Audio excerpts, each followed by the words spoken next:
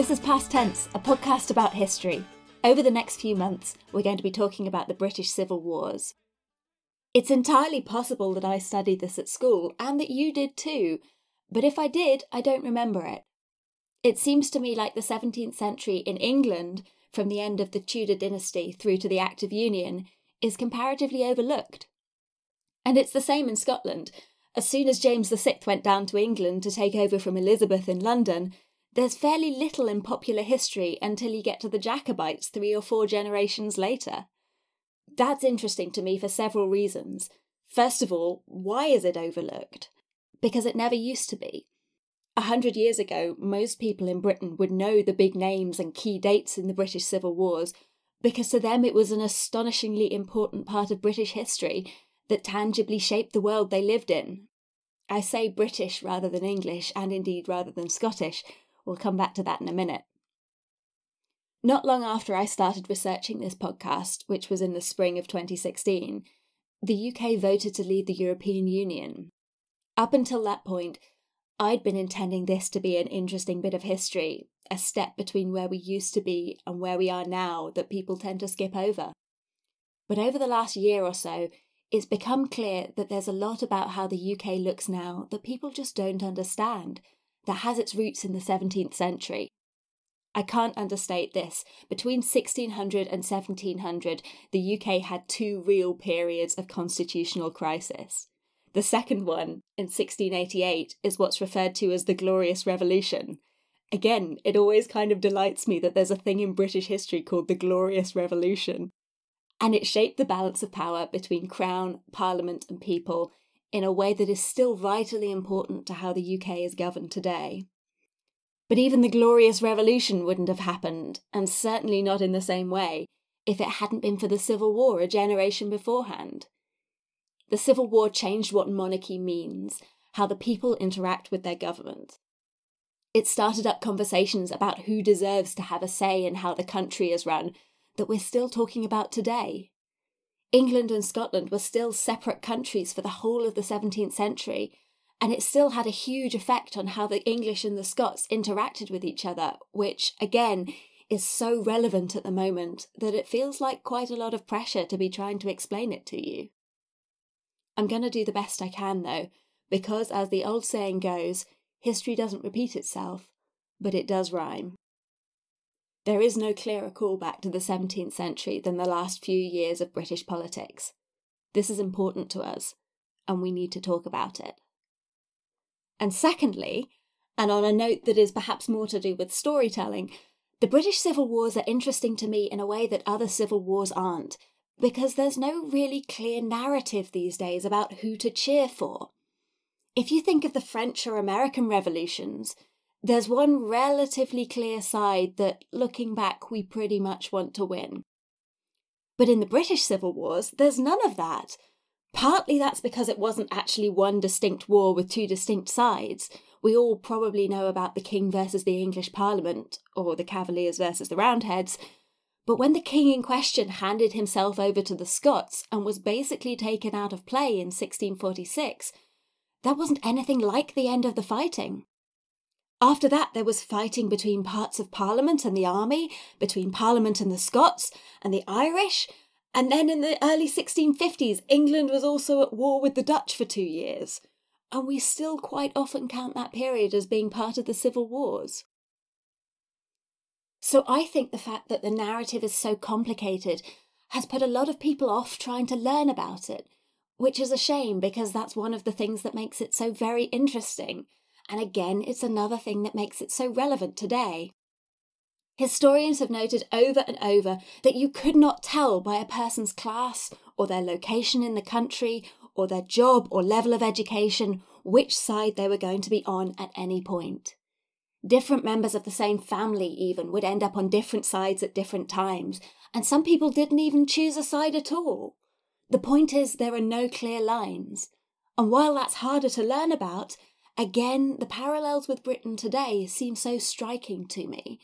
The types of discussion that people are having, the reasons for picking their political positions on everything from EU membership to Scottish independence to the level of human rights protection we have, all of those are in a way so arcane that it's difficult to tell what a person's views are on them unless you ask them outright.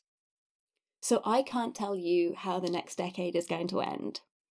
But I hope by the end of this series you'll have some idea about what happened on a previous occasion we as a nation, as a collection of nations, were asking ourselves these kinds of difficult questions. We're going to go back over the whole course of what happened over the next couple of months. The plan is to release a podcast once a fortnight, but there may be a few bonus mini episodes scattered in among that. We've got a lot to talk about, apart from the battlefields and the many statesmen being absolute pants at negotiating with each other. There's also a whole host of religious tensions, diplomatic intrigues, economic crises, and of course a lot of ordinary people who just had to live through it. At this time, a lot of battles on the main European continent tended to take place on fields outside of towns, but the British Civil Wars were different. There were relatively few big orchestrated battles, and quite a lot of smaller skirmishes and ambushes and sieges of cities and castles. There were a few people near the top who'd done this before, but generally speaking, this was war largely improvised by people who weren't terribly sure what they were doing, but were damned if they weren't going to take every opportunity they could get. So while there wasn't as much military innovation as there was in other conflicts, the British Civil Wars were played dirty in a lot of ways, by soldiers and by all the other people who had to give up their homes to them, or who supplied them, or supported them, or who were just sucked into the action while it was happening. While I've been researching and writing this podcast, I've been asked a few times questions along the lines of, but does it even matter? The British Civil Wars might have looked a bit in places like they rhyme with some events going on in the UK today, but did it itself have any effect on the rest of history? After all, it didn't have much of an effect on how warfare was conducted in conflicts that came later, and the Cromwellian Republic only lasted for about a decade before Charles II came back and resumed the line of Stuart kings.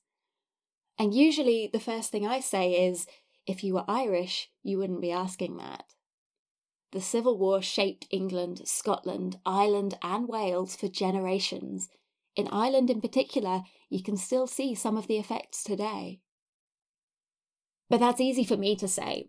I'm an Englishwoman living in Scotland, so that alone makes me think the Civil Wars are important.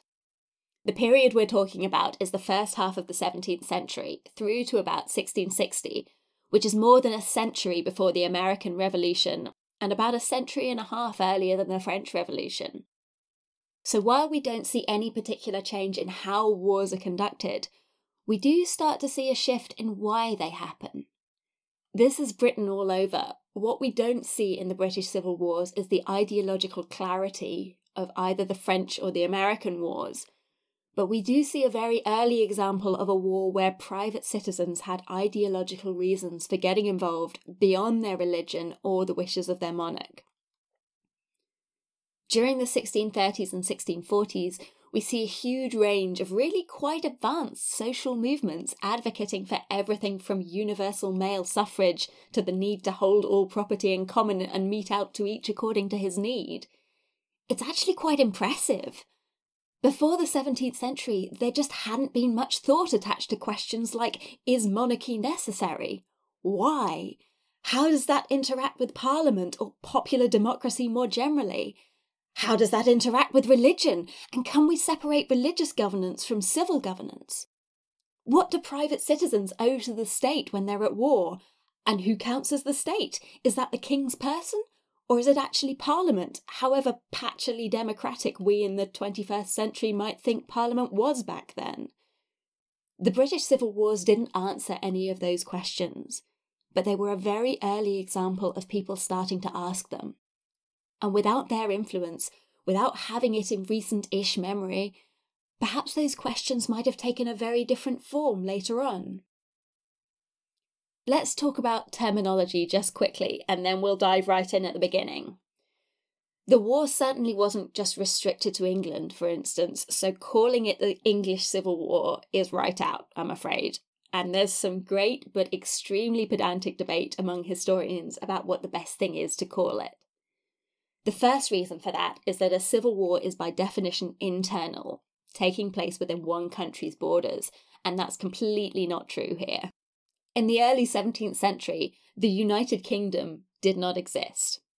It was two separate countries. One is England and Wales, which have been the same country since the 13th century or the mid-16th century, depending on who you ask, and the other is Scotland.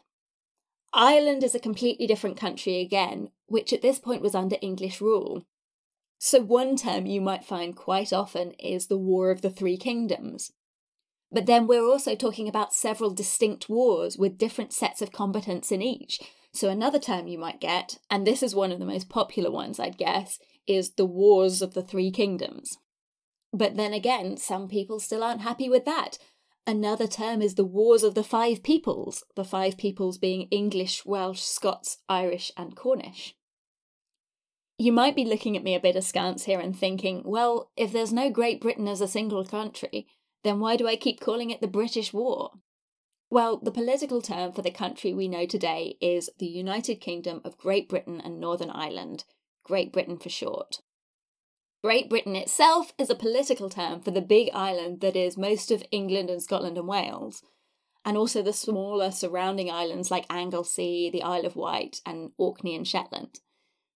That's not what we want right now, because that political term wasn't in use in the 17th century. The union hadn't happened yet, there was no political thing called Great Britain. But just to keep things complicated, Great Britain is also a geographical term, and in the geographical sense it describes the single big island that is most of England and Scotland and Wales. The British Isles is another geographical term, meaning Great Britain, all the little fiddly island bits around the edges, and also Eire and Northern Ireland. It's all a bit convoluted, but what you really need to know is that when I talk about Britain here, I mean it in the geographical sense, and not to refer to any political union, because the political union hadn't happened yet.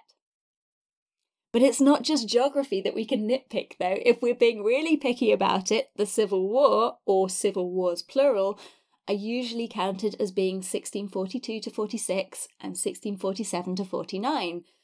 But if we started talking about England in 1642 and stopped again on the dot in 1649, we'd miss a lot of the fighting and most of the political upheaval, and we'd miss entirely that period of 11 years where England was technically speaking a republic. So to get the whole story in England, we need to not just be looking at the civil wars, but more broadly at the English Revolution, which is usually dated from the start of Charles I's last Parliament in 1640 through to the restoration of his son Charles II to the monarchy in 1660.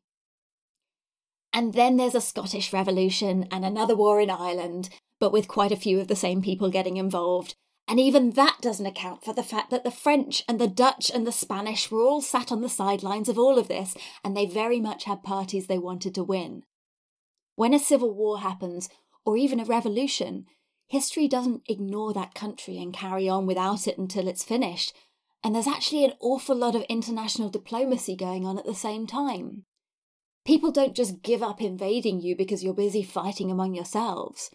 In the rest of Europe, the 30 Years' War was actually going on alongside the first part of the unrest in the British Isles, and we'll come back to that in just a minute.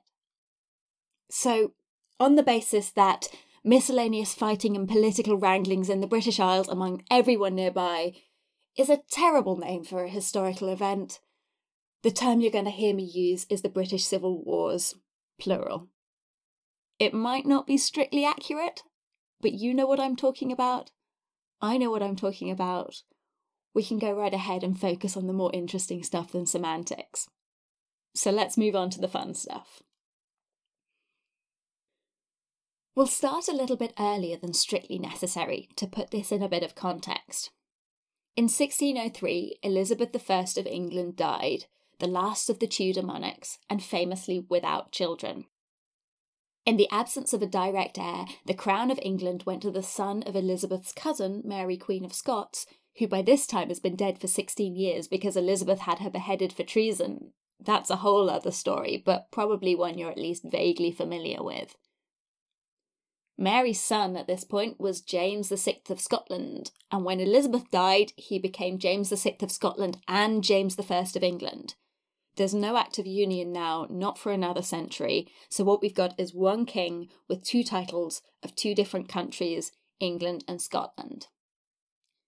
England and Scotland at this point were pretty different. Scotland was quite small, not terribly highly populated, and it had an increasingly strong Presbyterian church. That's a branch of Protestantism, and if you know much about Mary Queen of Scots, you'll know that she was very Roman Catholic, and she grew up in France, and both of these at this point were really sore spots with the Scottish. Apart from in a few leftover spots in the Highlands, they did not like Roman Catholicism. They did not like foreign influences. As countries in Western Europe go at the beginning of the 17th century, Scotland was quite poor, didn't have very much diplomatic influence, so perhaps it's understandable that they were quite defensive about their customs and borders. One thing they definitely didn't want was English Protestantism. They might not be having anything to do with the church in Rome, but they didn't want it from England either. As I say, they're a small country next to much bigger powers in the south and east, so these things were very important to them. Compare that to England, which had been Church of England Protestant since Henry VIII set up the Church of England in the 1530s. And they'd also had half a century of religious upheaval. Since Henry VIII, they'd been Church of England Protestant, then they'd been ruled by Catholic Queen Mary and her Spanish husband, and finally Protestant again under Elizabeth. The Spanish Armada's attempted invasion of England in 1588 was still within living memory for some people at the turn of the century, so they were also extremely leery of Catholics in general and the French and Spanish in particular. But that said, England actually had quite a lot of diplomatic influence in Western Europe. They showed up to fight and negotiate and trade and what have you, and in the last century they and the Dutch and Spanish led the expeditions to the New World. Ireland at the moment was pretty much an English colony. It was governed from Dublin, but with a strong English influence, and while Ireland was historically a Catholic country, just like the rest of Western Europe before the Protestant Reformation, by now it had an increasing number of Protestant English and Scottish settlers coming across to look for work and to run plantations. At the moment that was largely going fine, and everyone was fairly harmonious. Hold that thought though, because it's not going to last for very long. So politically, religiously, at the turn of the 17th century, we've got a situation that has quite a few tensions in it in the British Isles. Just to set this in context, let's mention very quickly other things happening around the world at this point. In North America, we're just beginning to expand the immigration from the European continent. The Mayflower sailed from Plymouth in 1620, and in the 1630s we see a massive uptick of emigration from England to the New World. The figure I've heard is around 20,000 people, many of them Puritans, and we'll talk a bit about why they found it necessary to leave later on. The British East India Company was founded in 1600 and spent the next few decades fighting it out with the Dutch for the trade routes. Likewise, the Spanish at this time were busy expanding their own colonies in South America. Western Australia had just been accidentally discovered by a European, although again there were indigenous people all over that continent already, so calling it a discovery might be a bit fatuous. In the Middle East, the Ottoman Empire was still at the height of its power, but by far the richest places on earth were still India and China. In India, the Mughal Emperor Akbar died in 1605. What's cool about him, I think, is that while half of Western Europe was still arguing over whether Arminian Protestants were better than Calvinist Protestants, further east, Akbar was bringing Muslims and Hindus and Parsis and Christians together to talk about art and the meaningful questions of life, which puts things in a bit of perspective. And on that note, the Taj Mahal was completed the year before Charles I was executed in the Civil War. I think weird juxtapositions like that are great. My favourite one is that in 1643, a year into the British Civil Wars proper, Isaac Newton was born, and 4 days later, Galileo Galilei died. And finally, a bit closer to home, most of Europe was engaged in a fully fledged war that started in 1618, the 30 Years' War. Now I want to talk about this specifically for a moment. The 30 Years' War started out in Bohemia, in what's now Germany. as a series of religious tensions between Catholics and Protestants, and within Protestantism, between Calvinism and Lutheranism. We'll talk a bit more about what the differences are between these various subcategories of Christianity later in this series, because it all gets a bit People's Front of Judea after a while. But in 1618, a couple of Bavarian diplomats were thrown out of a 70-foot window in the Royal Palace of Prague, in an event which I'm mostly mentioning because it's known as the Defenestration of Prague, and I love that. And then increasingly, over the next 15 years or so, the rest of continental Europe got sucked into this war. After a while, it became less about the relative merits of Calvinism and Catholicism, and more about politics and economics, and it also spread further than South Germany and Austria to include France, Spain, Sweden, the Netherlands, bits of Poland and Italy, and that between them is pretty much the vast majority of Central and Western Europe. The 30 Years' War lasted the 3 decades from 1618 to 1648, when it ended with a quite famous treaty called the Peace of Westphalia, although it really got going in 1631 when the Protestant Swedish and the Catholic French formed an unlikely alliance against the Habsburg Emperor Ferdinand II and tried to invade Germany. I'm telling you, it was all go in early 17th century Europe. In terms of the timeline of what we're talking about here, the British Civil Wars started heating up in the mid to late 1630s. The fighting really got started in the early 1640s, and Charles I was finally executed in 1649, barely 2.5 months after the Peace of Westphalia was concluded. So all of these things are happening at around the same time, which is no coincidence. In some respects, the nearest continental neighbours of the British Isles were busy in the middle of their own massive Great War, which meant that they were less able to jump in and try and affect the outcome of the fighting in England, Scotland and Ireland. On the other hand, that other massive war was also heavily religiously motivated, with a lot of the same denominations. So if you found yourself as a Roman Catholic anywhere in Western Europe at this time, there were a limited number of places you could go and be safe. And that's hardly going to make people like each other more. One other thing here is that by the time the British Civil Wars started, the 30 Years' War was already 2 decades old, and so there were a lot of very experienced fighters hanging around the European continent at this time. Particularly, there was a significant group of Scottish mercenaries who had fought in the 30 Years' War in positions of command, who then came home to fight for their own people and their own religion when the fighting in Scotland started to take off. And so we start to see some of the techniques of one war bleeding into the other, the weaponry, the battle formations and so on, as well as just the mental and intellectual approach to how you conduct a war. But that's all still very much in the future. We've not got nearly that far yet.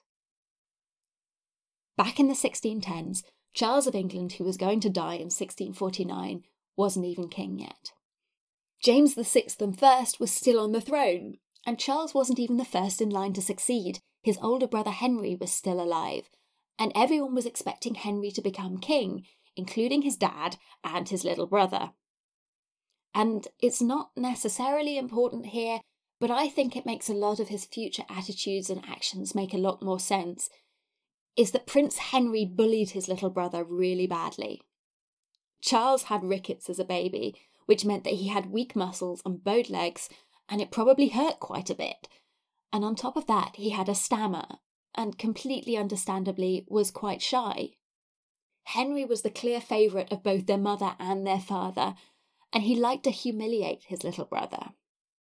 James himself was no better. He used to play his sons off against each other, trying to make them compete for his affections. There's a terribly sad letter that a couple of historians quote as an example of this.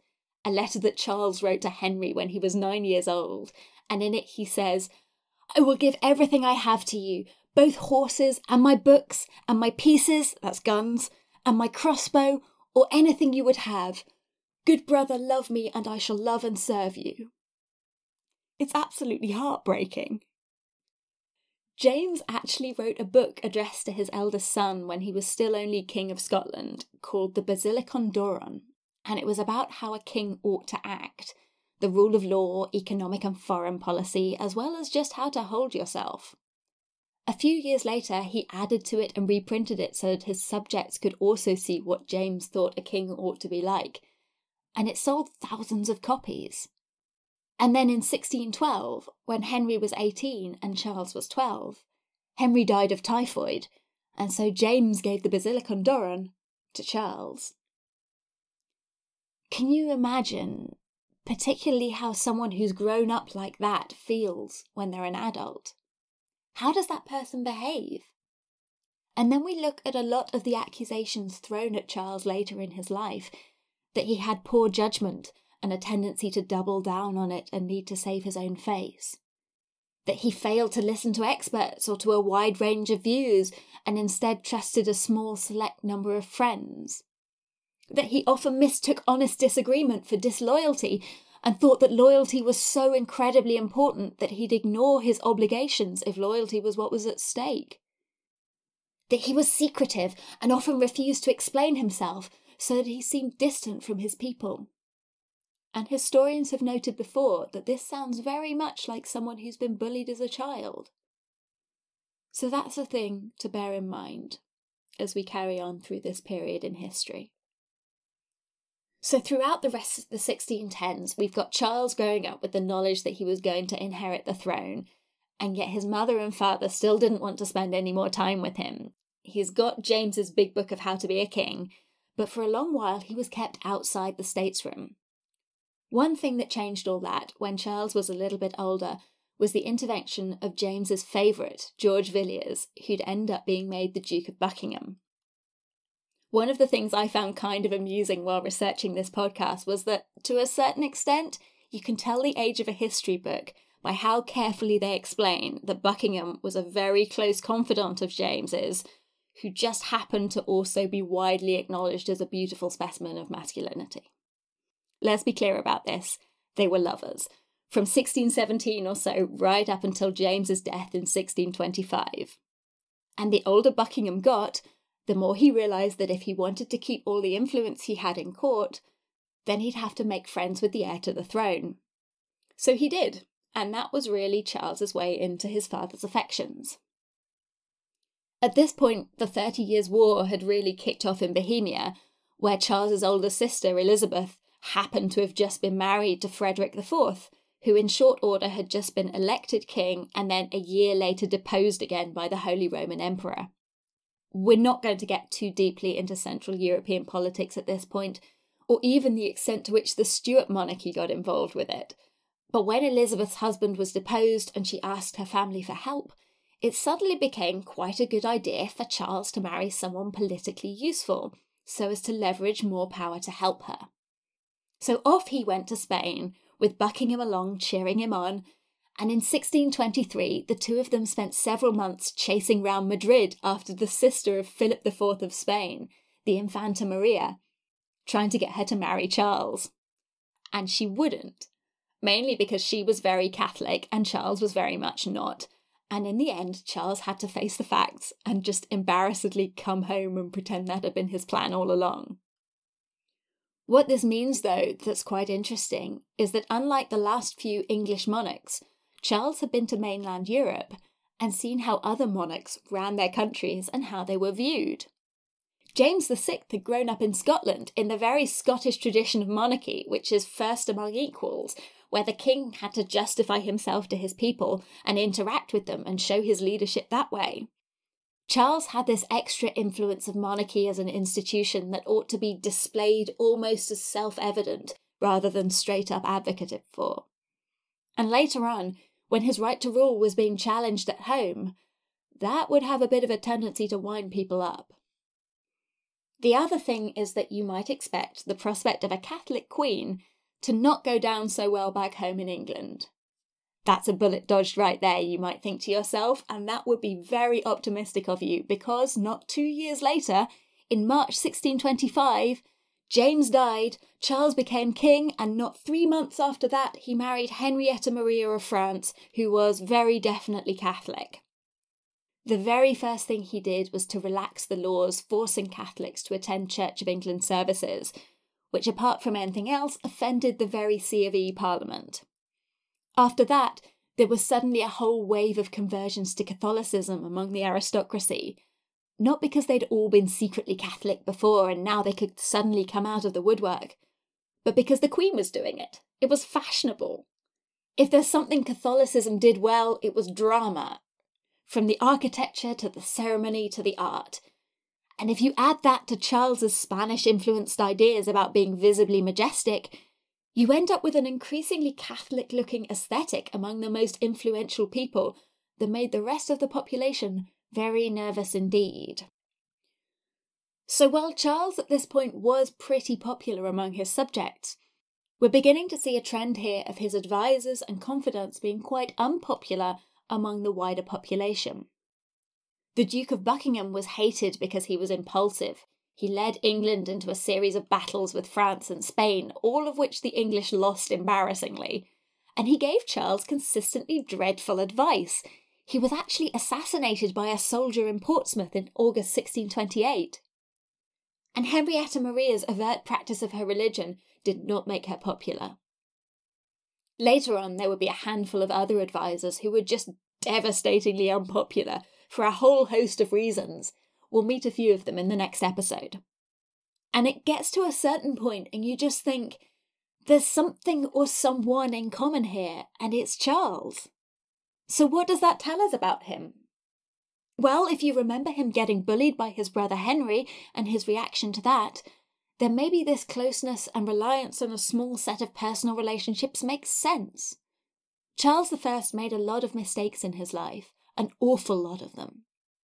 But we can see why, and I think that's part of what's so fascinating about him, certainly to me, and I think to a lot of historians. He's not a despot or a villain. He's not a weak-willed idiot.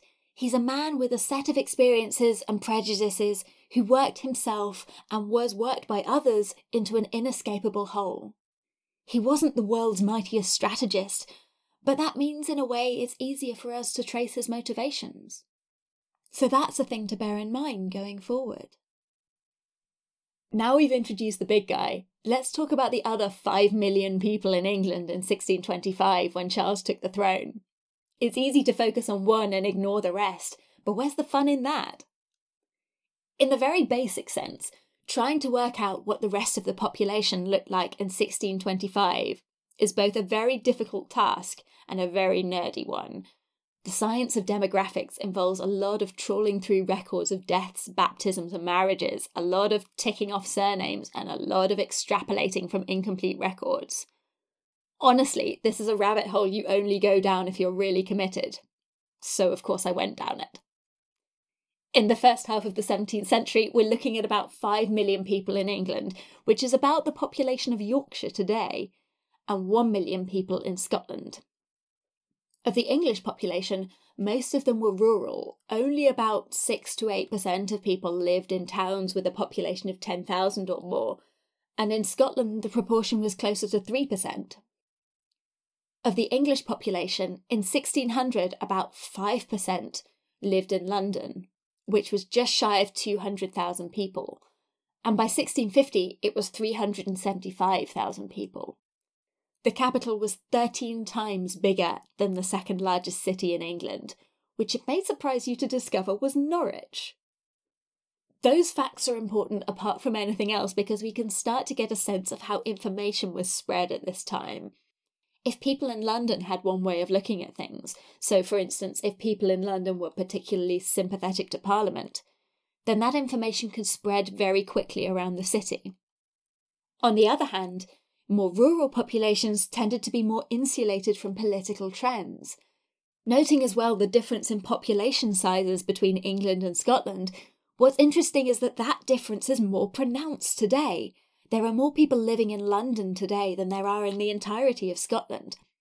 It gives you a bit of an early idea of the respective sway of English and Scottish politics.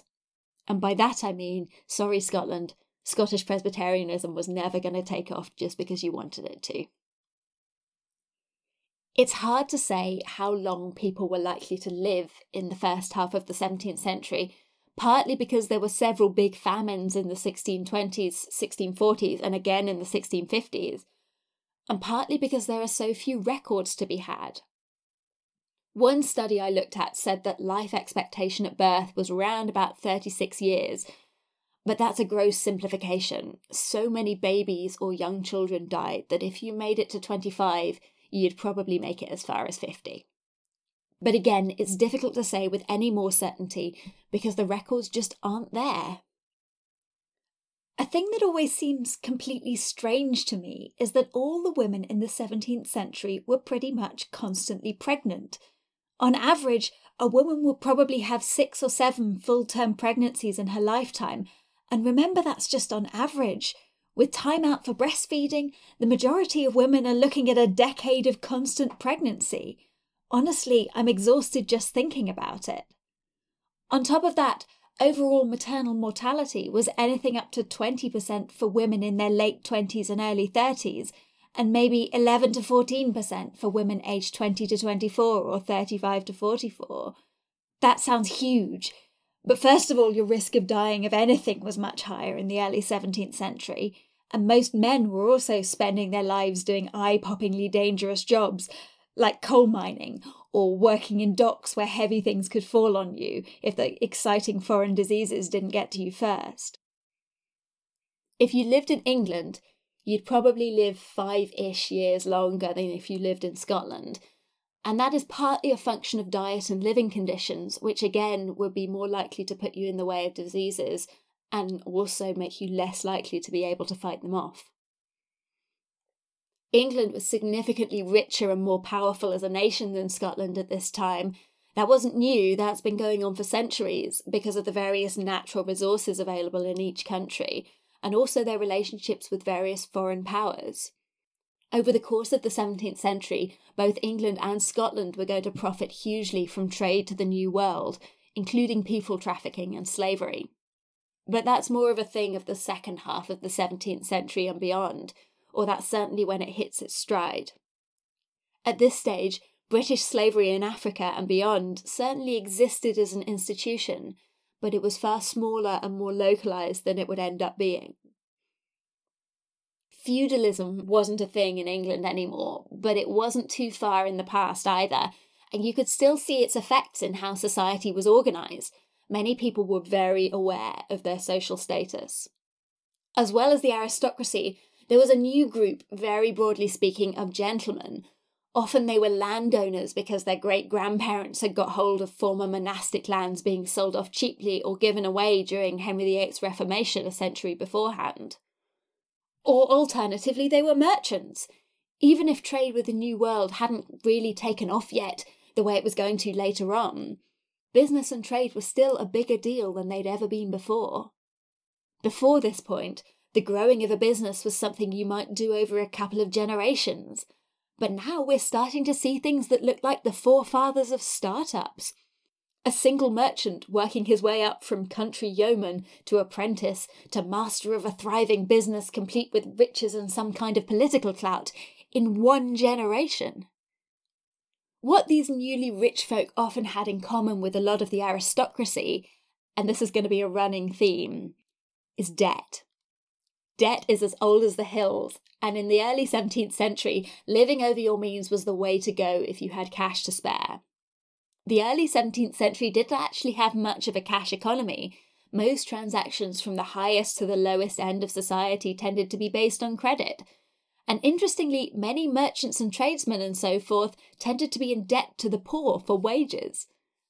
One of the things I always wondered about massing big armies, for example, was how do you pay so many people a regular wage? And of course the answer is you don't. A lot of it is done on credit, and that credit spreads outwards further and further as people promise to pay each other, and then you tot it all up at the end. But even though credit was an acceptable thing, and had been for centuries, you did have to net out eventually, and that's where the aristocracy ran into problems. By 1641, just before the Civil War kicked off, the aristocracy were, on average, £12,000 in debt. In 2017 money, that's nearly £2.5 million of debt each. In a more general sense, the steep increase in debt meant that some families with old money were declining, and at the same time newer ones were coming forward to take their place, And with the rise of newly rich families comes a lot of conspicuous consumption and a lot of snobbery from the ones who were there first. It has been argued before that part of the battle between Crown and Parliament was actually a class war. It wasn't, or it 90% wasn't, but it's easy to see where that assumption came from. This is a very old-fashioned English kind of social upheaval. One other thing I want to mention is education. Estimating literacy levels is a fool's errand when we don't even have a very good idea of how many people there were. But one thing left over from the late Tudors, and particularly Elizabeth, was a proliferation of boys' grammar schools. Normally these would be for boys aged between 7 or 8 and about 15, and most towns probably had one. Some bigger towns like York and Bristol and Rochester even had 2 whole schools. Boys would learn to read and write and speak Latin and sometimes Greek. There might be a bit of arithmetic, mostly focused on keeping accounts, but most of it was Latin. Beyond that, there were a few universities. Oxford and Cambridge had about 3,000 students apiece. As far as girls were concerned, when Henry VIII dissolved the convents, their chances for learning largely disappeared too, although in the 17th century we start to see girls' private schools popping up around London, teaching things like needlework, music and French.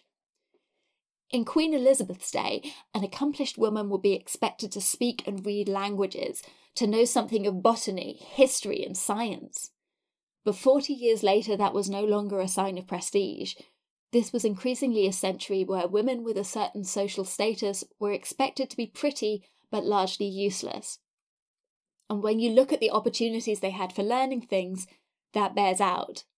I've got to say, it would crush my spirit at the very least. Obviously, the further down the social scale you go, the less women were likely to be doing music and French. From a certain point down the ladder, women have always worked. They've always been badly paid compared to men, but they've always worked. And that was true at this point in history as well. So that's very broadly speaking where we're at in terms of how people lived. Other things like religion, transport and diet we'll look at as the series goes on. We've got then the hang of what the British Isles and England in particular looked like in 1625 when Charles was crowned. And at that time, what with the 30 Years' War going on and Charles's sister being caught right in the middle of it, England was on the very brink of war with both France and Spain. And one of the first things that happened when Charles became king was that he went to Parliament for money for this war. There was a precedent for this. For the last 200 years, Parliament had gone ahead and granted every new king or queen a stipend for life, known as tonnage and poundage. This time, they gave Charles only a small amount, and only granted it for a year. There are a couple of reasons for this. Firstly, it was a 200-year-old system and they wanted to clean it up a bit, work out how much Charles actually needed and giving him that rather than just chucking a blank cheque at him once a year. And then the plague had hit London that year, and the MPs mostly just wanted to get out of the city for the summer months when the plague was the worst. So they stuck a bookmark in it and meant to come back to it. But we've already seen that Charles was one to see any disagreement with him as a personal insult, and the worst of the worst disloyalty. So in the spirit of projecting the most regal image he could muster, he threw a tantrum and started collecting tonnage and poundage anyway in the form of a forced loan, just as if Parliament had agreed to it. And when the courts refused to declare it legal in advance, he sacked the Lord Chief Justice and kept going. This might sound quite drastic, but by now the war with France was a thing that was definitely happening, and he had to pay for it somehow. And we should remember that at the very beginning Parliament had been in favour of the war, even if they had now suddenly got cold feet about it. As it was, Parliament was seriously starting to think that Charles's financial problems were his own fault. At this point the Duke of Buckingham was still alive too, and still putting his foot in it repeatedly. In the summer of 1627, he personally took a sizable fleet to France and lost almost half of it. Charles was losing money, and Parliament was losing patience. For Charles's own part, the levying of the forced loan was almost like a test of Parliament's loyalty to him, to see whether they were really on his side and how seriously they took him. As far as Charles was concerned, by querying his motives and refusing to give him every penny of the money he needed, Parliament failed that test. Neither of them would ever really recover from that loss of trust, which went both ways. By March 1628, Charles was in so much debt that he had to sell off some of his lands. The Privy Council advised him to call a new Parliament. Parliament by this point was having none of Charles's nonsense, and they offered to grant him some money, not as much as he wanted, but some, if he passed a Bill of Rights saying that he'd never tax his people without Parliament's consent again. That's a no-brainer to us. Basically, it was a promise that Charles wouldn't try to levy any taxes that were technically illegal. But Charles, feeling like he was being backed into a corner and given conditions, refused to agree. So instead it was presented directly to him as a petition, known as the Petition of Right, which Parliament drafted and resolved upon on May the 6th, 1628, and then formally presented to Charles 3 weeks later. The main provisions of the Petition of Right were that there should be no taxation without the consent of Parliament, that there should be no martial law imposed during peacetime, that soldiers should not be quartered with subjects, and that no one should be imprisoned without cause. If you're anything like me, your ears are pricking up a bit here, because those sound ever so slightly like the beginnings of human rights. You might recognise that the ban on imprisonment without cause is habeas corpus, which had been part of English law since the Magna Carta, and all 4 tenets were directly related to ways Parliament believed the king was beginning to overreach himself, through his illegal taxes, through his waging of this unpopular war with France, and through trying to shut down the people who disagreed with him. Don't get too excited though, within 15 years both the king and Parliament would be breaking those rules left, right and centre. Another thing to bear in mind here is that the term Bill of Rights had never really been used before this point, and it doesn't mean anything like what we mean by it today. The phrase human rights wasn't going to turn up in the English language for another century and a half. Some of the language being used just before and during the British Civil Wars does have a distinct look of early human rights discourse, even though it bears hardly any relationship with that at all. In the 1640s, we'd start to see people asking the sorts of questions about what people deserved just by virtue of being people, but in a way that is almost unrecognisable nowadays. It's actually fascinating to start seeing these discussions happen where they'd never existed before, about concepts that people at the time had never really considered, or certainly not in that way. But we'll definitely come back to those in a bit more detail later on in the series. In the end, Charles did actually accept the petition, and then explained to everyone that he wasn't giving up anything new, he was just enumerating old rights that already existed. But he wasn't happy about it. Within 3 months of the Petition of Right being presented to Charles, the Duke of Buckingham was assassinated, and the general feeling among people who weren't the king was that, well, he wouldn't be dreadfully missed. But with his friend and mentor gone, and his relationship with Parliament beginning to get a bit dodgy, Charles found himself on the back foot. And when the king was on the back foot, everyone knew about it. So that's the scene set, and already we have quite a few potential things for people to argue very vehemently about. Next time, we'll talk about a whole lot of personal grudges, some fantastic parliamentary tantrums, and one of the very few instances in history where obscure tax law is properly relevant, and actually surprisingly dramatic. Past Tense is brought to you by Feasibly Productions. It was researched and written by me, Fiona Barnett. The producer is Emily Benita, and the sound editor and technical producer is Ali Alnajar. The historical consultant was Mary Jacobs, and the music was written and performed by Harry Harris. If you'd like to see my sources for this episode, or you just like gigantic pictures of Charles I, you're in luck. You can find both of those things on our website at pasttensepod.com. Word of mouth is the best way for us to get Past Tense to people who might find it interesting, so please do point us at any of your history-loving friends. We'd also really appreciate it if you could spare a moment to review us on iTunes or wherever else you found us.